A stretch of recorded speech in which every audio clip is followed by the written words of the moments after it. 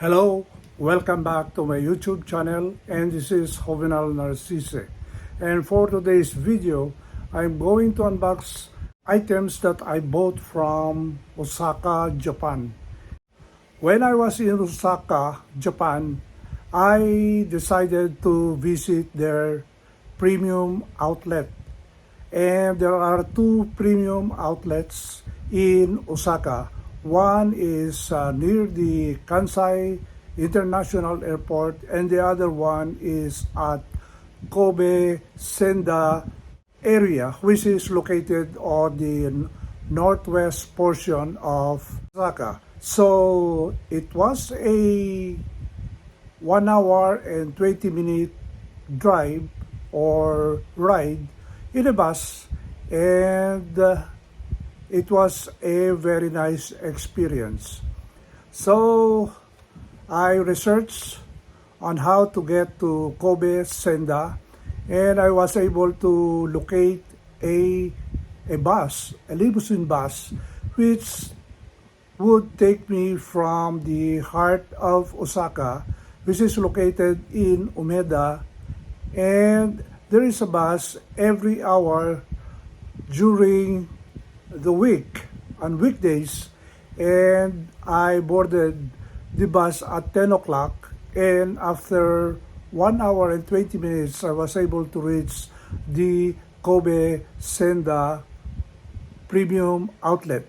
During my walk or visits to the different stores, I found out that there is a Levi's store in the said premium outlet.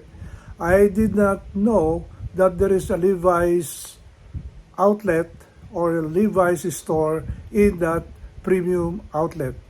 I was with a group tour, and most of my companions were interested about sneakers, they were interested about bags, they were interested about chocolate, but I did not have any plans of buying some items in the said premium outlet. Not until I met a Japanese guy holding a bag with a markings of Levi's outlet. And I asked him, where is the Levi's outlet store? And he guided me, and I was able to go inside the Levi's store.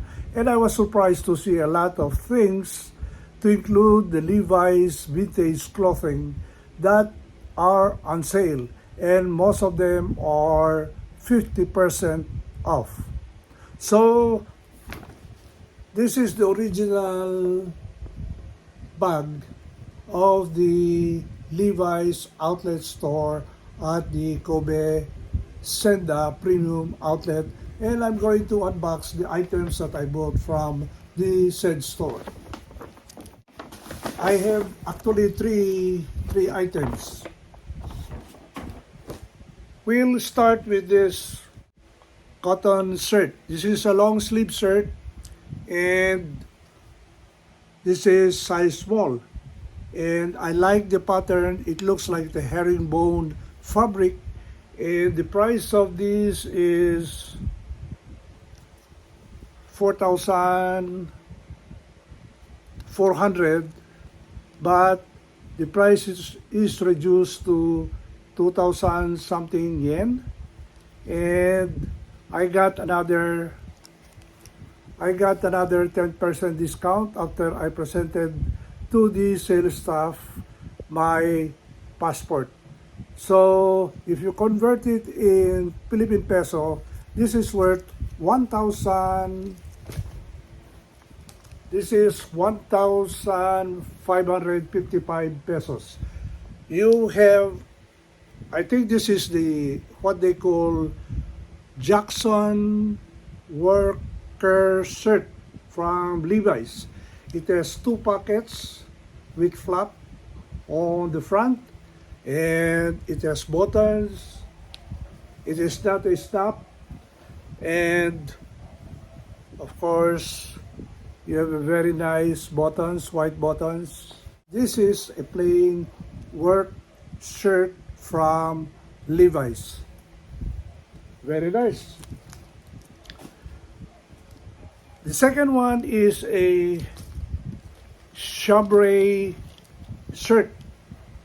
It's a very light and thin chambray shirt from Levi's.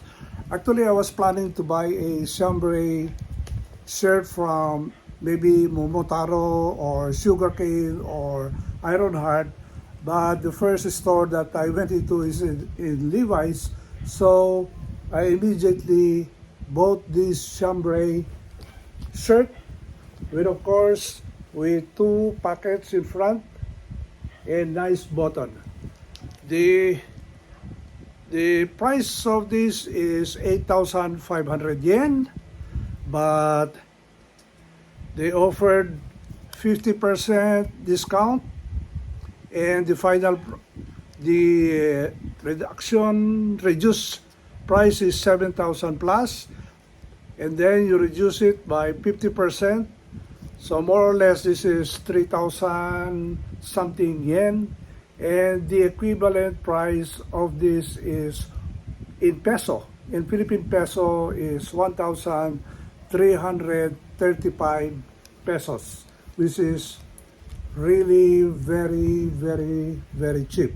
So I was able to save my money. Instead of buying Momotaro or Sugarcane or Ironheart chambray indigo shirt, I was able to score this Levi's long sleeve shirt, which is considered as their Jackson work shirt. Work shirt. So this is very soft, very light, and very appropriate for the weather here in the Philippines.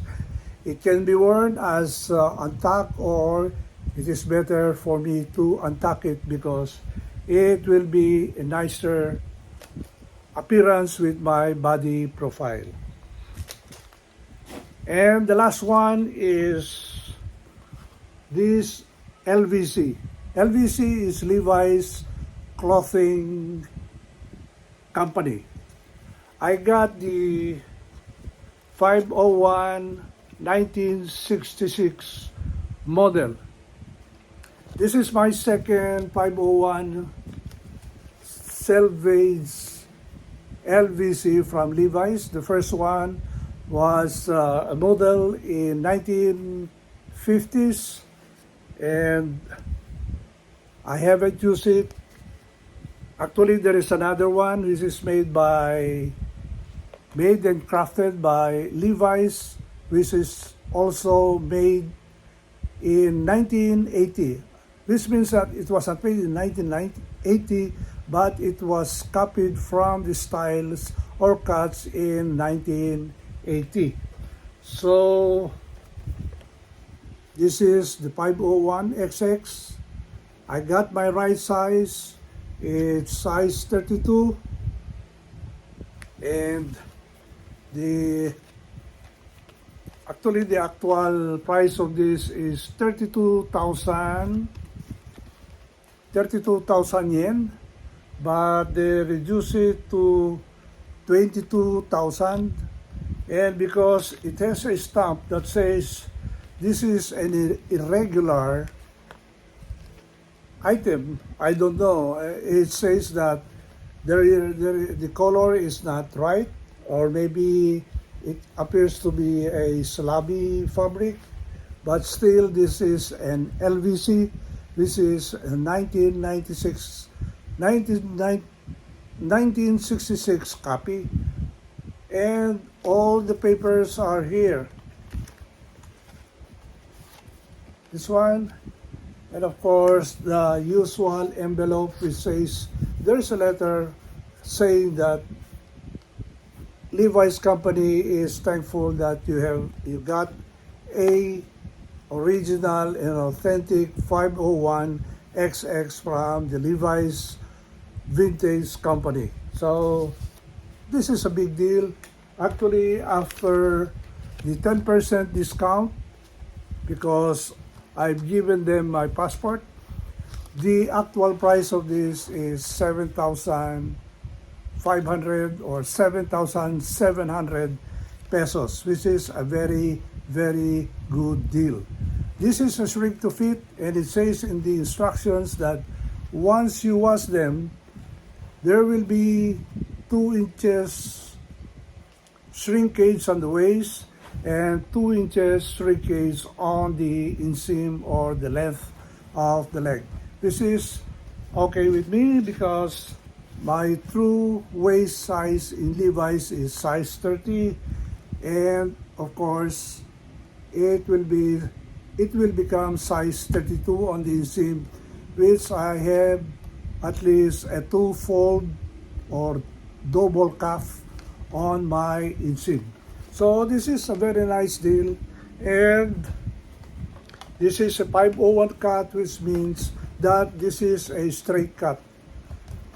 We will see in my incoming videos on how this jeans will appear after I'll have it washed for the first time. So for the 3 items, I made a calculation in my calculator. The total amount that I spent for these 3 items is 9,888 plus pesos, which is a very good deal. If you buy this in actual price, here in the Philippines, this is 15,000 pesos. And each of these shirts are priced 3,000 pesos. So for these 2 shirts, it's 6,000 plus 15,000, so that's a total of 21,000. Since I only paid 9,888, just round it off for 10,000. So I was able to save 11,000 for this purchase of these items.